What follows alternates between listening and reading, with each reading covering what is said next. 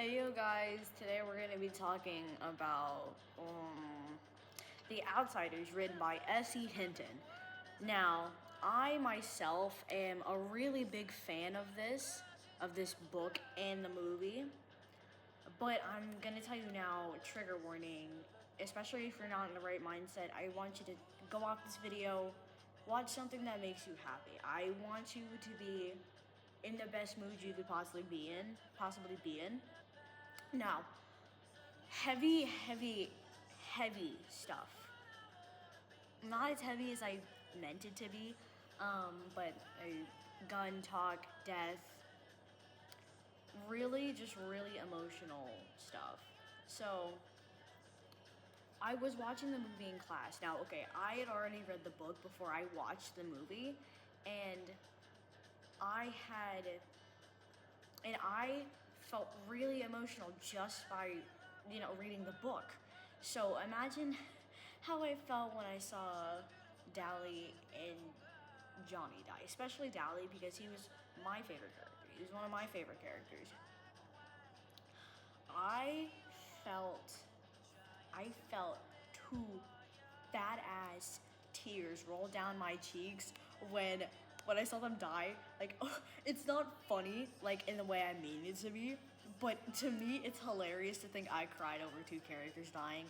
Now, okay, I myself, I do cry over movies and books, and trust me, I'm very emotional. I just have a better time controlling it. I swear, I heard somewhere off the internet, I can't really cite my sources. I heard that Dally's last words in the book were supposed to be, "I've got a gun." Now, if you look on my profile, like my bio on my channel, you'll see a quote from The Outsiders. And now that I've watched the movie and I've heard the book, I've processed it, I just want to say that movie is not for the weak. It's not for the weak, I promise. When I tell you, genuinely, it made me question my sanity. Like, it made me think about whether I should be here and how grateful I should be. Like, I get we may be living in some shitty utopia where everything's quote unquote perfect. But genuinely, if we think about it,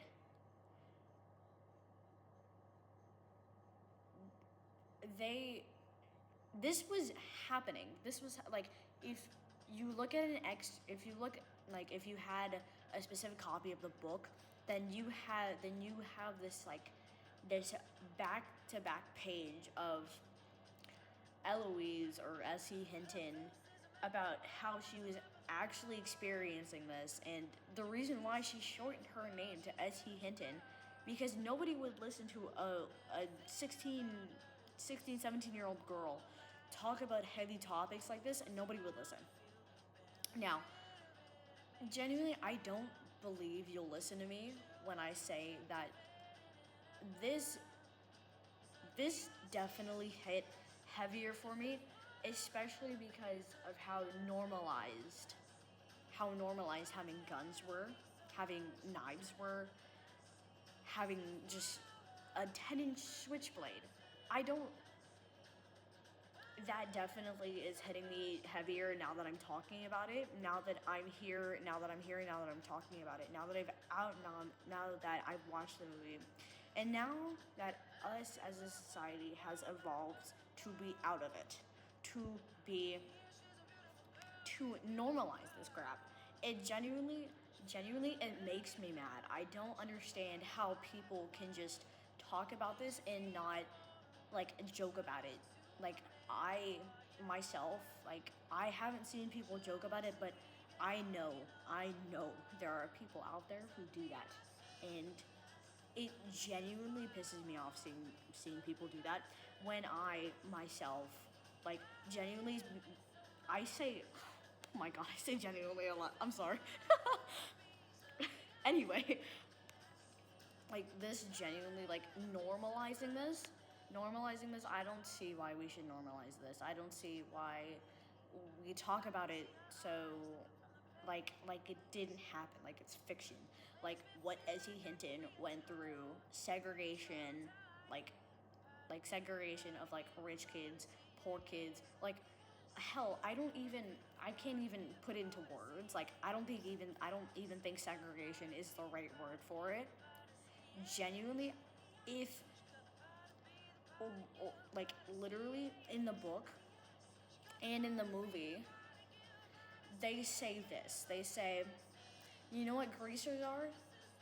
White trash. White trash with greasy hair. You know who socias are?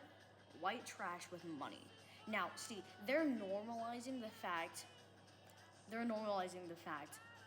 they know how shitty their actions are. They know how horrible they're treating their own peers. Like that scene where Derry is circling around the fire before the rumble started.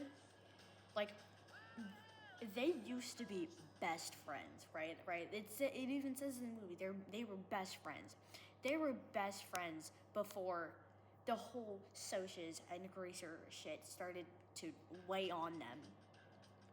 And hell, even the gang, Two Bit, Ponyboy, Johnny, Dally, Soda Pop, literally all of them know that the reason why Derry isn't a Soch is because of them. Like they genuinely think it's their fault that he isn't up there with the rich kids, living the best life in the world. Even though he, if he had, if the cops had been called the night that Ponyboy and Johnny ran away, they would be separated. They Dairy, Soda Pop, and Ponyboy would be put into boys' homes, possibly bounced in between horrible foster homes, especially in the 60s. I genuinely do not know how we can normalize this. Like, think about it like it's normal. Like, this is genuine. I'm so. I'm genuinely disappointed. I'm disappointed in me for thinking this is normal. Uh, I'm disappointed in everyone, like specifically somebody who would do this in the first place. Like, you're to the person who did this in the first place, I genuinely want to say to you, what was the point? Like, okay, I get it, there might be a point in this, but when I tell you there's no need for this, like, for this, like, like, you separate best friends. This separated best friends. This separated best buddies. This separated literally everybody because of a social name. Genuine, I. This might be a little bit heavier than what I usually put on here, like silly stuff like this, but genuinely, I don't get it. I don't get it. Somebody explain. Explain. I don't get it. I'm I'm gonna go crawl into a hole, cry and die. See you in the next one.